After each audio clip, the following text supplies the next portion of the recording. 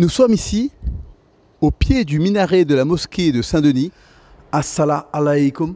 Wa alaykoum assalam. Bonjour, donc je m'appelle Imam Shafiq Ali et je suis enseignant à la Médersa de Saint-Denis.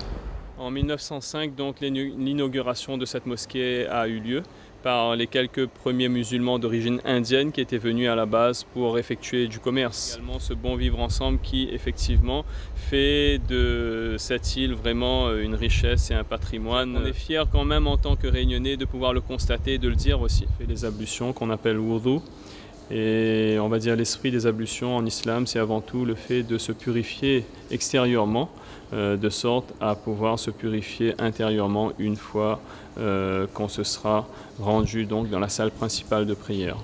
D'après Abdul Malik ibn Qudama ibn Malhan, d'après son père, le prophète sallallahu alayhi wa sallam nous a ordonné de jeûner les jours blancs le 13, le 14 et le 15.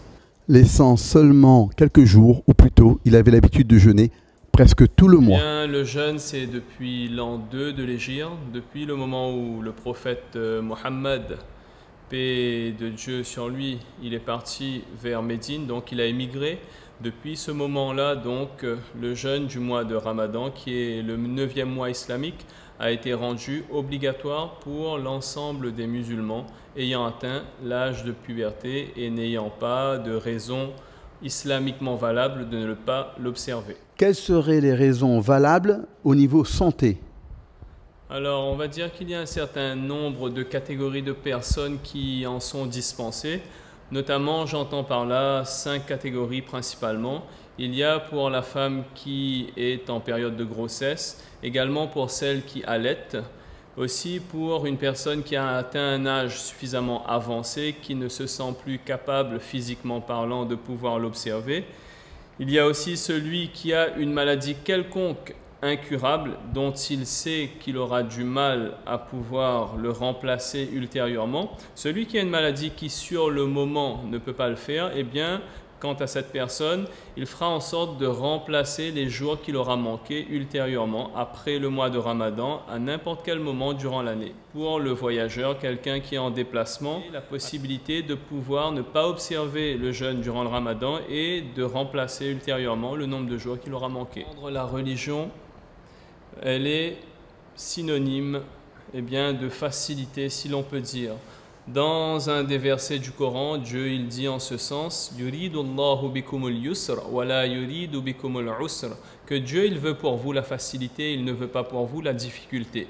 Donc à ce type de personnes, je dirais que si effectivement ils n'ont pas, on va dire, les moyens physiques ou par rapport à d'autres raisons, de pouvoir observer ces jours de jeûne, eh bien qu'elle ne le fasse pas. Bien au contraire, Dieu ne veut pas pour nous quelque chose qui nous est trop lourd à porter. La ikraha fid din, qu'il n'y a pas de contrainte dans la religion. Et c'est aussi la raison pour laquelle justement a été donnée la possibilité à ces types de personnes de ne pas observer ces jours de jeûne. Par mécompréhension, on va jusqu'à vouloir absolument le suivre et que cela va générer des traumatisme de santé pour le bébé, c'est plus péché que s'il n'avait pas fait le Ramadan. Est-ce qu'on peut le dire comme ça?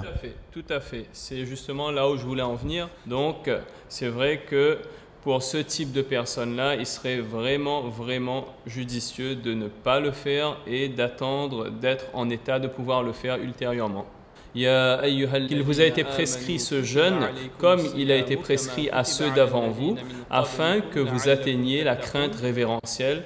Donc c'est justement dans le but d'essayer de nous rapprocher du divin. Le Ramadan est une expérience du manque au profit de la spiritualité. Ça aussi, ça nous permet d'avoir une certaine sensibilité vis-à-vis de ces gens à travers le monde qui justement n'ont pas assez ou pas à manger, et de ce fait de pouvoir essayer d'augmenter en générosité, en aumône envers cette population-là.